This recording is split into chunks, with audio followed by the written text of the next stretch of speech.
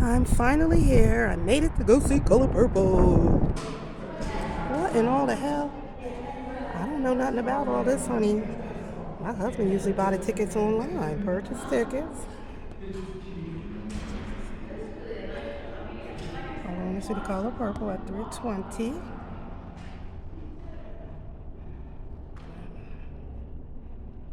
Let me do that.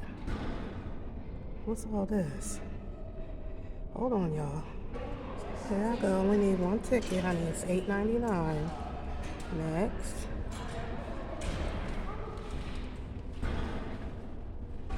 Now I'm supposed to tell them where I want to sit. Oh, I'm confused. Let me see now. Let me check out.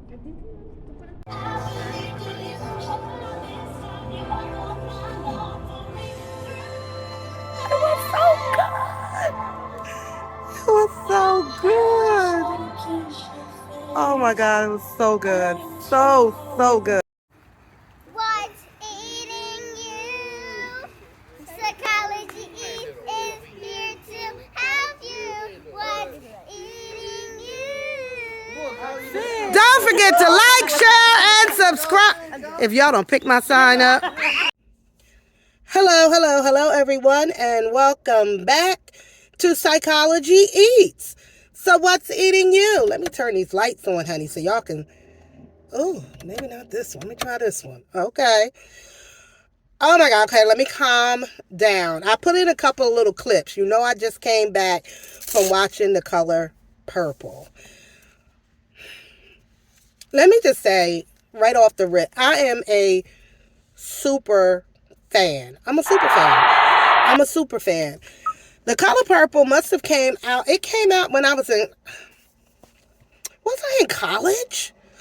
I feel like the book came out when I was in college, because that's where, when I was in college is where I became a reader. Y'all know I just had my carpal tunnel fixed. Anyway, so I read the book. I can't tell you how many times I read the book. If you have never read Alice Walker, The Color Purple, then you haven't read literature. You haven't read literature, honey. Anyway, so I fell in love with the book first. And then the movie came out. Now, the movie was based off of the book written by Alice Walker. Steven Spielberg produced the movie. And that's the original movie where you see Oprah and Whoopi and that cast. And it was phenomenal. It's the emotions that movie takes you through as a person who studies psychology. I'm always looking for psychology in everything. And the movie, not only the movie, but also the book, but the movie gave you that visual of every emotion that a human can experience. You went through all of those emotions throughout the movie, the original movie. And then I saw it on Broadway. I lived close to New York. I lived in North Jersey. It was nothing to go to New York. Anyway, so I go to New York, and at that time, Fantasia was starring in The Color Purple. And she did a run for like a year or two where she was Celie in The Color Purple. And during that time, she was having issues with her throat. She had a lot going on. And some of the performances she would miss. And so her stand-in would do, her performances, which was excellent because they're all professional people. But when me and my sisters went and I looked, I have a picture of us in front of the bulletin. I forgot what they call the advertisement, for the Broadway show. And we're standing in front of it. I can't find the picture. If I find it, it's going to be here. If it's not here, then I couldn't find it. What I do still have is when we went to see her on Broadway, and we were so happy that Fantasia was performing that night. Oh my God, we were so excited. When she came out on stage, everybody just erupted the theater. And so I remember that night, I bought a t-shirt, and in the t-shirt was, I bought a t-shirt and it was, the bag said The Color Purple on it, which I'll insert right here because I still have the bag. The bag is hanging in my closet. I put that bag in that closet 20 years ago when I moved in my house. That's how much I love The Color Purple and everything that it emotionally, oh my God, it's just phenomenal. So, all right, so then after the play was done, what people do is, usually if you're a stalker like I was, I went to the cast door. And so that's where the cast come in and out. That's where they enter the theater and all of that. And so we were waiting there along with some other people, and Fantasia came out the cast door along with the other actors. And we was all there to see Fantasia. And we were just, Fantasia, Fantasia. She came out, she hugged everybody, she greeted everybody. You know, she told everybody, you know, she was just so like welcoming to everybody. Hugged as many people as she could. Got into her car and she left. You know, like her limo, and she left. Okay. I recently saw a video, an interview that she did when she talked about her time on Broadway, and she talked about that she wasn't making money. Her money was being stolen from her, and that when she would leave the theater and go back to her hotel, she couldn't even buy herself a pizza. And I thought back into the moment when I met her. You would have never known that. She wasn't bitter. She didn't come out and like, leave me alone, go back to the room, I ain't making no money. You know what I mean? It was still, she gave everybody her presence, her love. I remember one lady was, I don't know if it's Fantasia, like she whispered something in her ear, this fan, and Fantasia just started hugging her and crying. And then we all were crying. But that was my experience meeting Fantasia. Now, I wanted to, oh my goodness. So I just went to go see the movie, and I wanted to see it by myself. Like, my friends and family have already gone to see it. They went on Christmas, and I was just like, I want to see it by myself because I'm a super fan. I don't want to hear any interruptions. I don't want to talk to anybody. I just want to go in the theater and absorb all of it. I just want to be in the theater.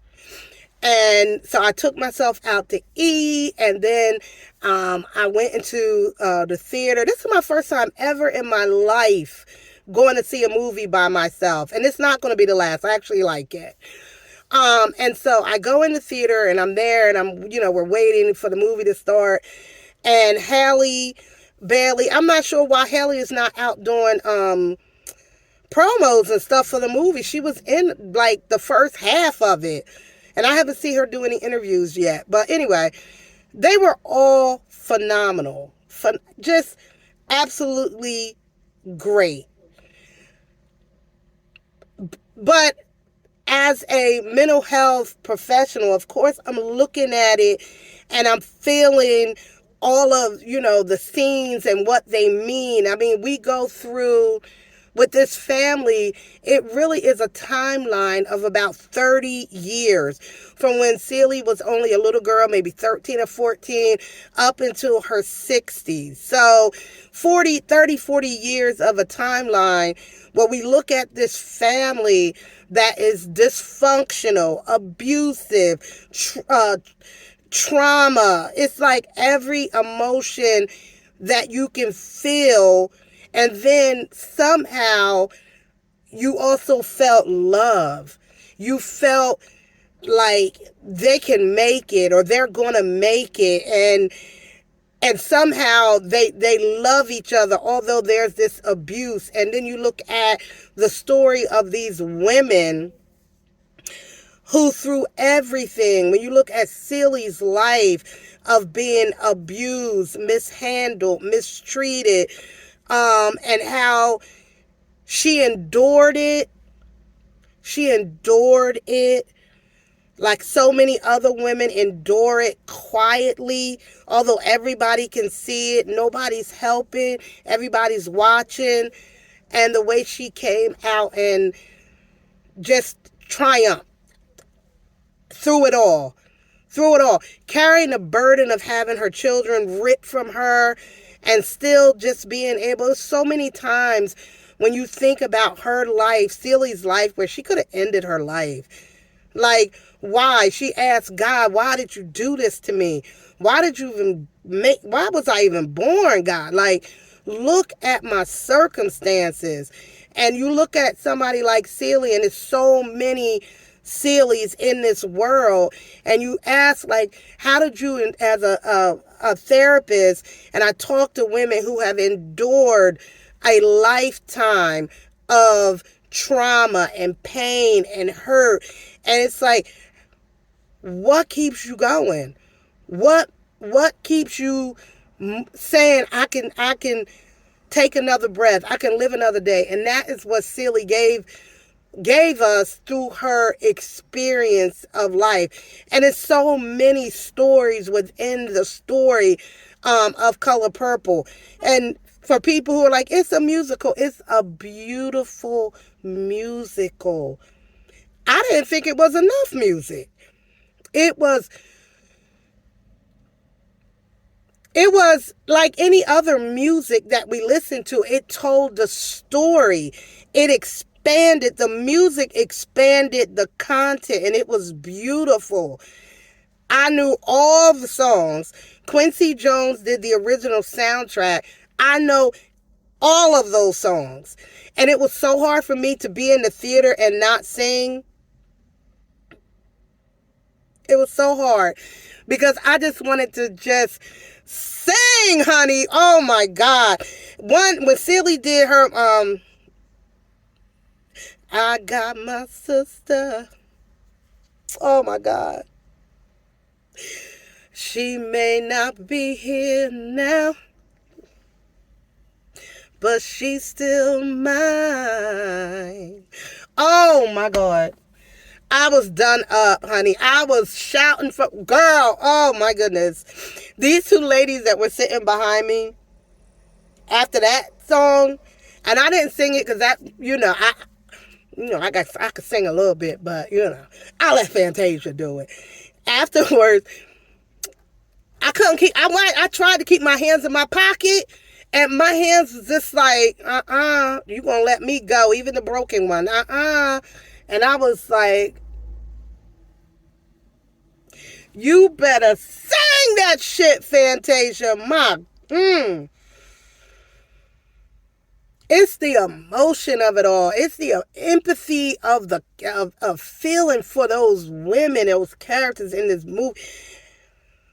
I promise you, it is so many other storylines within Color Purple. It is so many other storylines within Color Purple. And one day somebody is gonna, they're gonna extend, they should, if they have, it is so many other stories to be told within that book. Alice Walker, I don't know where these characters came from. If it was life experience, if it was just something that God gave you and you gave it to us, I thank you for it. I'm telling y'all, go and see The Color Purple. But if you've never read the book, read the book. I don't know where my copy is. If I find it, I'll put it here. I don't think I have my copy anymore. I remember I shared my copy, or I loaned it to somebody. I remember I had a client, and she said, I want to begin reading stuff. And I said, you got to read The Color Purple. I remember that. And so I don't know if I gave her my copy or I got her a copy, but I don't think I have my copy anymore. But if you've never read The Color Purple, read The Color Purple, read the book, and then watch the movie, and then go and Go quickly, and because it probably won't be in theaters long, but go and see the movie. It gave, it gave all that it needed to give and more. And oh my goodness, y'all, thank you for listening. That is my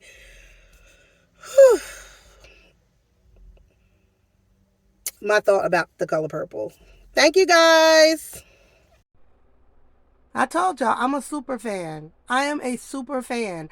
I got this bag when I went to see Color Purple on Broadway, and I got this bag because I bought a T-shirt, and that is the night I met Fantasia, and I think Fantasia brushed up against this bag, honey, and I never got rid of this bag. It's been hanging in this closet for probably 15 years, 20, maybe 15. I don't know.